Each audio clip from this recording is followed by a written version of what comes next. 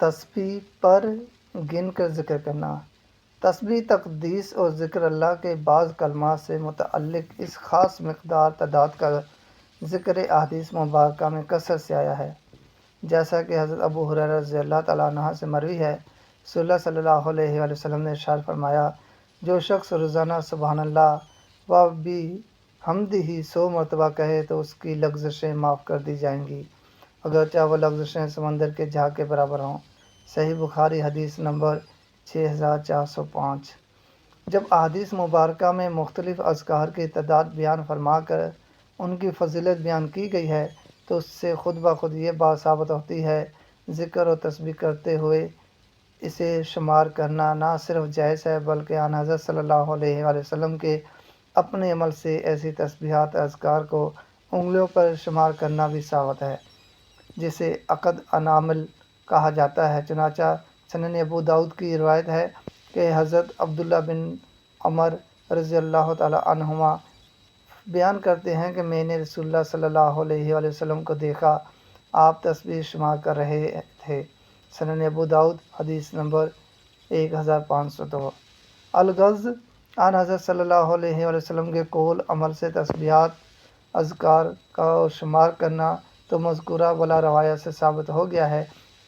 اسی طرح آن حضرت صلی اللہ علیہ وآلہ وسلم کی تقریر، یعنی صحابہ کرام نے آپ صلی اللہ علیہ وآلہ وسلم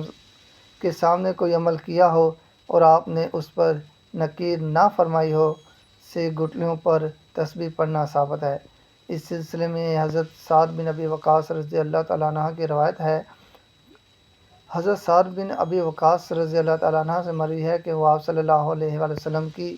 معیت میں ایک خاتون کے پاس پہنچے تو دیکھا اس خاتون کے سامنے کھجور کی گٹھلیاں یا سنگریزے تھے، وہ ان گٹھلیوں یا کنکریوں پر تسبیح پڑھ رہی تھی۔ رسول اللہ صلی اللہ علیہ وآلہ وسلم نے فرمایا کہ میں تم کو وہ نہ بتاؤں جو تمہارے لیے اس سے زیادہ آسان ہے، یا فرمایا اس سے افضل ہے؟ پھر آپ صلی اللہ علیہ وآلہ وسلم نے فرمایا کہ تم اس طرح کہو،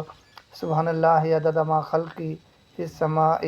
و سبحان اللہ عدد ما خلقی فی الارض، سبحان اللہ عدد ما بین ذالک و سبحان اللہ عدد ما خلقی۔ اس کے بعد اللہ اکبر کہہ کر پھر اس طرح پڑھو، اللہ اکبر عدد ما خلقی فی السماء واللہ اکبر عدد ما خلقی فی الارض۔ اس کے بعد الحمدللہ، پھر اس طرح لا الہ الا اللہ، اسی طرح اور لا حول ولا قوت الا باللہ اسی طرح۔ سنن ابو داؤد حدیث نمبر 1500۔ چونکہ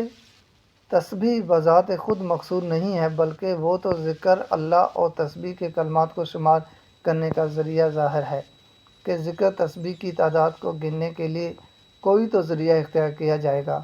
خواہ انگلیوں پر گنا جائے یا کنکریوں پر یا گٹھلیوں پر یا پھر دھاگے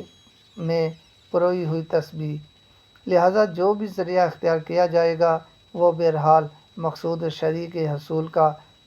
صرف ذریعہ ہوگا، اور جو چیز کسی مطلوب شرعی کا ذریعہ ہو وہ بدعت نہیں کہلاتی۔ اب یہاں سوال یہ پیدا ہوتا ہے کہ حضرت عبداللہ بن مسعود رضی اللہ تعالیٰ عنہ نے تسبیح کرنے والوں پر کیوں نکیر فرمائی تھی؟ اس کے دو جواب دیے گئے ہیں۔ ایک یہ کہ حضرت عبداللہ بن مسعود رضی اللہ تعالیٰ عنہ تسبیح اور ذکر اللہ کو شمار کرنے کو ناپسند فرماتے تھے۔ ان کا یہ ایک عاشقانہ طرز تھا کہ وہ یہ فرماتے تھے، تسبیح کو شمار کرنا گویا اللہ تعالیٰ پر اپنی نیکیوں کا احسان جتانا ہے۔ دوسرا جواب یہ دیا گیا کہ حضرت عبداللہ بن مسعود رضی اللہ تعالیٰ عنہ نے تسبیح کو شمار کرنے پر نکیر نہیں فرمائی تھی بلکہ مسجد میں اس طرح کا حلقہ جمع کر اجتماعی شکل میں تسبیحات کو شمار کرنے پر تنبیہ فرمائی تھی تاکہ آئندہ اس عمل میں مزید اضافہ ہو کر کوئی بدعت کی صورت نہ بن جائے، تو اس کے سد باب کے لیے نکیر فرمائی تھی۔